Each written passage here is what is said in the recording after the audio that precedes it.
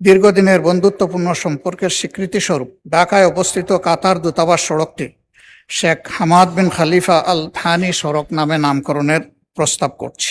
আমি এরই ভিতরে গতকালকেই ঢাকা সিটি কর্পোরেশনে একটি উপযুক্ত সড়ক নির্ধারণ করে সেটিকে মরহুমের নামে নামকরণের জন্য আমি এলজিআরডি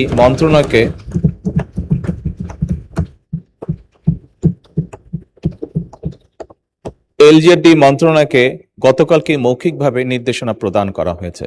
মাননীয় স্পিকার, মাননীয় বিরোধী দলের নেতা জনাব মোহাম্মদ শফিকুর রহমান কর্তৃক ১৪৭ বিধিতে সাধারণ আলোচনার জন্য নিম্নলিখিত প্রস্তাব করেছেন। ঢাকায় অবস্থিত কাতার দূতাবাসের সড়কটি কাতারের সাবেক আমির, আধুনিক কাতারের রূপকার ও বাংলাদেশের অকৃত্রিম বন্ধু মরহুম শেখ হামাদ বিন খলিফা আল থানির নামে নামকরণের বিষয়ে আলোচনা এবং প্রয়োজনীয় ব্যবস্থা গ্রহণ। এখন আমি মাননীয় বিরোধী দলের নেতা জনাব মোহাম্মদ শফিকুর রহমানকে প্রস্তাবটি উত্থাপন এবং তার উপর বক্তব্য রাখার জন্য আহ্বান জানাচ্ছি। ধন্যবাদ। মাননীয় স্পিকার, আপনাকে ধন্যবাদ। বিসমিল্লাহির রহমানির রহিম। আমি মোহাম্মদ শফিকুর রহমান, 188 ঢাকা 15 সংসদ সদস্য ও বিরোধী দলীয় নেতা, জাতীয় সংসদের কার্যপ্রণালী বিধির 147 বিধি অনুসারে নিম্নোক্ত প্রস্তাবটি জাতীয় সংসদে বিবেচনা এবং সিদ্ধান্ত গ্রহণের জন্য উপস্থাপন করছি। যেহেতু কাতারের সাবেক আমির, আধুনিক কাতারের রূপকার এবং বাংলাদেশের অকৃত্রিম বন্ধু মরহুম শেখ হামাদ বিন খলিফা আল থানি 12 জুলাই 2026 তারিখে ইন্তেকাল করেছেন, যা মুসলিম উম্মাহ এবং বাংলাদেশের জনগণের জন্য গভীর সুখের বিষয়। তার দূরদর্শী ও প্রজ্ঞাপূর্ণ নেতৃত্বে কাতার একটি আধুনিক, সমৃদ্ধ ও বিশ্ব পরিসরে প্রভাবশালী রাষ্ট্রে পরিণত হয়েছে এবং তার শাসনামলে বাংলাদেশ কাতার দ্বিপাক্ষিক সম্পর্ক এক নতুন উচ্চতায় উন্নীত হয়েছে। বাংলাদেশের জ্বালানি নিরাপত্তা, দীর্ঘমেয়াদী এলএনজি সহযোগিতা, কর্মসংস্থানের সুযোগ সম্প্রসারণ এবং কাতারে কর্মরত লাখো বাংলাদেশি প্রবাসীর কল্যাণ ও তাদের প্রেরিত বৈদেশিক মুদ্রার মাধ্যমে দেশের অর্থনীতিতে গুরুত্বপূর্ণ অবদান সৃষ্টিতে তার ভূমিকা বিশেষভাবে স্মরণীয়।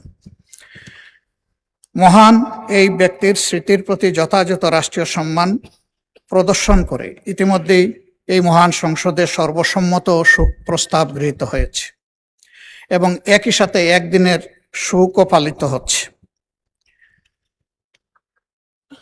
এর সাথে আমি অধিকতর সম্মান প্রদর্শন এবং আমাদের ভবিষ্যৎ সম্পর্ককে নতুন উচ্চতায় নিয়ে যাওয়ার স্বার্থে দীর্ঘদিনের বন্ধুত্বপূর্ণ সম্পর্কের স্বীকৃতিস্বরূপ ঢাকায় অবস্থিত কাতার দূতাবাস সড়কটি শেখ হামাদ বিন খলিফা আল থানি সড়ক নামে নামকরণের প্রস্তাব করছি।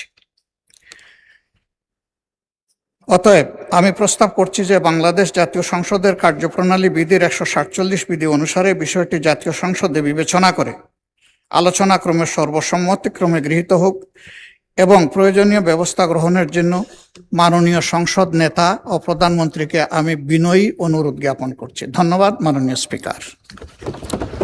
ধন্যবাদ মাননীয় বিরোধী দলের নেতা। আমি এখন মাননীয় সংসদ নেতা ও মাননীয় প্রধানমন্ত্রীকে বক্তব্য রাখার জন্য আহ্বান জানাচ্ছি। ধন্যবাদ। মাননীয় স্পিকার, আপনাকে ধন্যবাদ।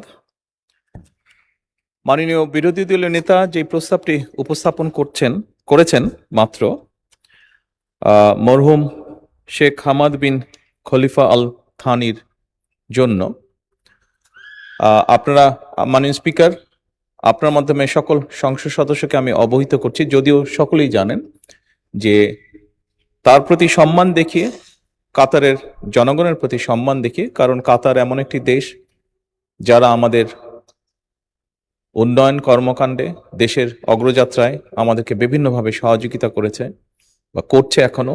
শুধু তাই নয়, লক্ষ লক্ষ বাংলাদেশিকে কর্মসংস্থানের ব্যবস্থা করে দিয়ে কাতার বাংলাদেশের উন্নয়ন, অর্থনৈতিক উন্নয়ন যাত্রাতেও অংশীদার তারা।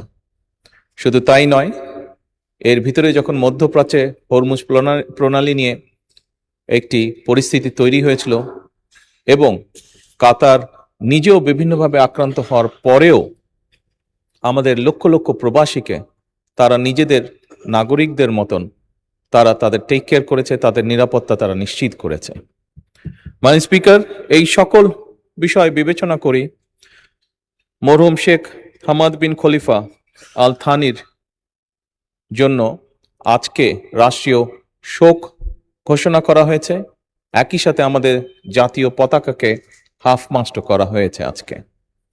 এরই ভিতরে যেটি প্রস্তাবনা সম্মানিত বিরোধী দলের নেতা উপস্থাপন করেছেন, আমি এরই ভিতরে গতকালকেই ঢাকা সিটি কর্পোরেশনে একটি উপযুক্ত সড়ক নির্ধারণ করে সেটিকে মরহুমের নামে নামকরণের জন্য আমি এলজিআরডি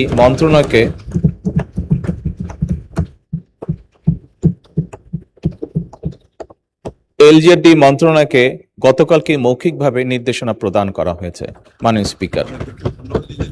এবং আজকে মাননীয় বিরোধী দলীয় নেতা এই বিষয়টি উপস্থাপন করার জন্য আমি আন্তরিকভাবে সরকারের পক্ষ থেকে মাননীয় বিরোধী দলীয় নেতাকে আন্তরিকভাবে ধন্যবাদ জানাচ্ছি।